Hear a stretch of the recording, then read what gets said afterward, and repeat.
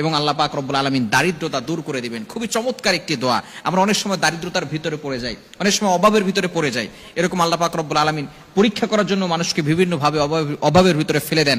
অনেক সময় আমরা কঠিন বিপদের ভিতরে পড়ে যাই, অভাব দূর হচ্ছে না, টাকা পয়সা ইনকাম হচ্ছে কিন্তু অভাব ঘর থেকে যাচ্ছে না, এরকম হয় কি হয় না? আবার অনেক সময় দেখা যাচ্ছে যে সম্মান হচ্ছে অনেক দামি একটা জিনিস, সমাজে চলতে হলে সম্মানের দরকার আছে না নাই? যদি আপনি অপমানিত হয়ে যান, লজ্জিত হয়ে যান, তাহলে কিন্তু আপনি মুখ দেখাতে পারবেন না। খুব মনের ভিতরে কষ্ট লাগে যে আমি লজ্জিত হলাম, অপমানিত হলাম, লাঞ্ছনা, এই লাঞ্ছনার জিন্দেগিটা খুবই কষ্টকর। এজন্য আল্লাহ পাক রব্বুল আলামিন যাতে করে আপনাকে সম্মানিত করেন এবং আপনি সকলের সামনে সম্মান পেতে চান এবং শ্রদ্ধা পেতে চান, সম্মানের সাথে চলতে চান, তাহলে অবশ্যই এই আমলটা বেশি বেশি করবেন। ফজর নামাজের পরে 7 বার, মাগরিবের নামাজের পরে 7 বার পড়বেন।